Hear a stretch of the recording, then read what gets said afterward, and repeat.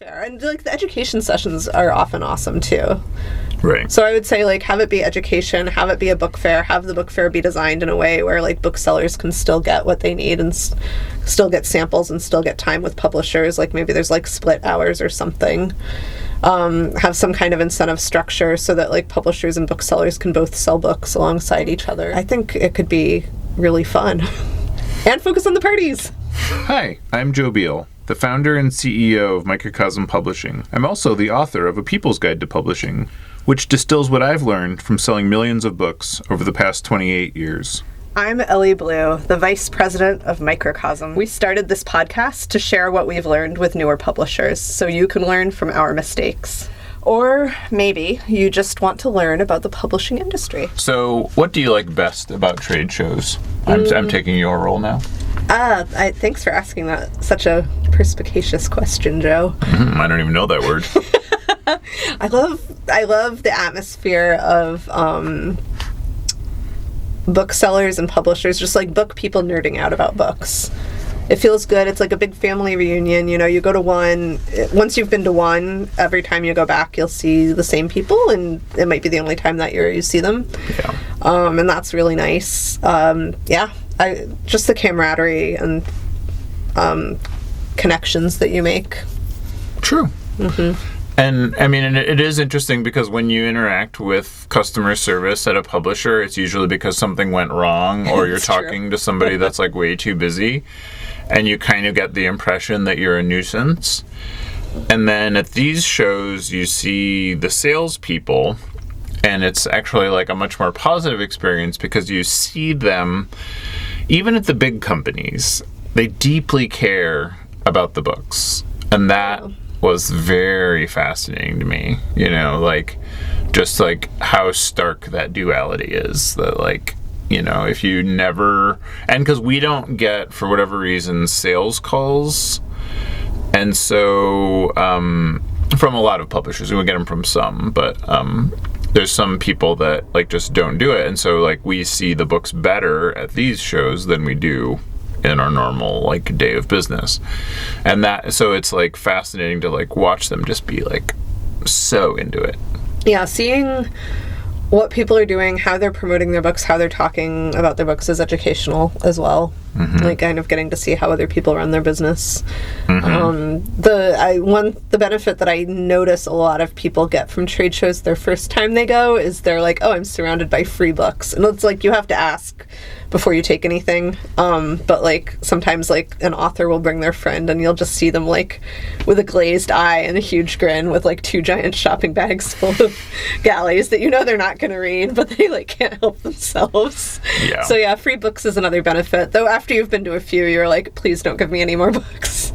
There's a few times where I've witnessed it where like people just happen to be in the hotel unrelated to the event and like wander in and are like, oh my god, the book is just free? Like, why? And then the, you know, the author like not understanding what's going wrong is like, yeah, the book is just free. Take one. Do you want me to sign it? And the person is like, yes. So like, and I guess the other thing that is supposed to happen at trade shows but doesn't really anymore is you're supposed to be selling books to bookstores. Bookstores placing orders from publishers. That was the way of it 10 years ago when I started. That it doesn't. I don't know anyone who's placed an order or taken written an order at a trade show in years. Mm-hmm. Yeah, so that's an interesting shift. We cut back, as we discussed on our previous episode. We went to many fewer shows in 2024 than we did in 2023.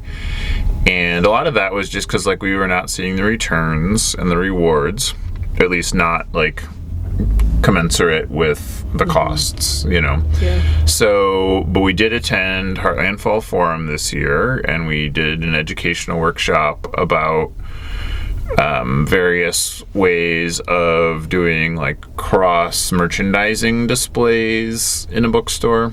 So like that's like building visual displays that are more than just books, basically. Yeah. And that was like well received, and then quite a few people assumed that I was going to PNBA, which was in Portland, And so then eventually, shout out to Chris Vega, whose idea was for us to film episodes there instead of be at the table, and we liked that idea, so we did it, and then Chris didn't end up coming, which was a bummer. Hi, Chris. But nonetheless, we did that, and that was cool, and, I don't have regrets about that. I taught a workshop about being a neurodiverse friendly employer. That was great. That was well received. But yeah, I don't know. I guess that's what would you like to be different about trade shows? Oh, thanks for asking, because I do have a vision. Oh, you do? All right. Well, glad I brought you here. I would say give everybody more of what they actually want. So like fewer, I don't know.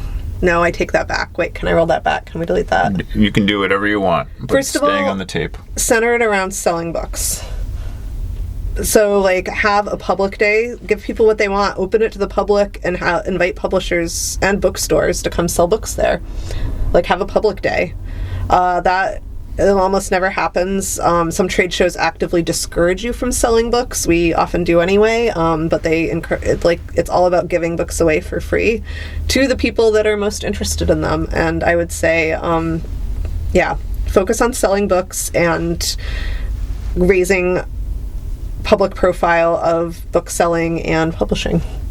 That's my main idea. Yeah, and it's interesting because I think about this like that is so normalized within the industry that everything is free that I think people had forgotten why we're there. Because it's allegedly about discoverability now that order writing doesn't happen. But then, like, the thing that I struck upon was that I was like, but if everybody's already written their orders by now, wouldn't they have discovered the books already too? Like, I just don't grasp the logic here. So, and then I did talk to one association head where I'm like, what if we did the event before people had written their orders so they could like go back to writing orders at the event? Ooh, have the events earlier. So that's your idea. That's a great idea. And, because again, then it would be easier to see the like cost benefit analysis of like, is this working? And then, there's to some degree you like get feedback and all that, and bookstores are busy, and I don't know, it's a weird thing to have that excuse, though, like, I already ordered, or I'll get it to you later, or like you don't know who's ordering on Ingram. So like something to chain it back to the value chain of why we're all there. Yes. I love that. And also, I would be interested, we didn't get a lot of booksellers to talk to us at PNBA, but I'd be interested in like whether they're getting what they need out of the event too, because they also have a lot of costs to travel to these events unless it's in their town. Staffing, labor cost is real. Like, a lot of people don't take that into account for events, but your time has value. Hopefully. So like, what is the math for booksellers? Like, are we all just going because it's a fun party, or like what can be done so it's like actually worth everybody's time? Yeah, and I hear it a lot from people that are like, oh, I just like wrapped my vacation around this and like brought my husband. And I'm like, that's cool, but like, is that where you would want to go on vacation? Or is that something that you're like doing to try and make it work? And I heard a lot of people in the episodes have like various ways of couching the fact that like they have a very low bar and they're not meeting that threshold. I would also say, like, sliding scale costs for attendees, like, especially for publishers exhibiting. You have people who just started, they have published 1 to 5 books, they're paying the same amount for their table as, like, a company owned by billionaires. Right. And like, more to the point, like, a company that has incredible capability to pay is underpaying. Yes. Like, what they would be willing and able to pay. Yeah, so it ends up, and it's like, those companies, I don't know how I'm sure they do math. Okay, maybe I shouldn't be sure. Shoot. They do, but it's just very tiny numbers. It's like a rounding error for them. Yeah. Whereas for us, it's like if we had not spent $20,000 on trade shows more than we earned in orders last year, we could have given everyone on our staff a 4% raise for the year. Then there's that. Which would have changed a lot of people's realities. Yep. Somewhat. So, anyway, that's our grim math of trade shows. But I do think, like, I mean, another thing is, like, just have it be a party. Thanks for joining us once again. Please send your questions to podcast@microcosmpublishing.com so we can answer them on future episodes. And please give us 5 stars on iTunes and everywhere else that podcasts are reviewed. You can find us on the internet at microcosm.pub, On Twitter at microcosm, on Facebook at Microcosm Publishing, on Instagram at microcosm_pub. and here in Portland, Oregon on North Williams Avenue. Thank you so much. Have a wonderful week.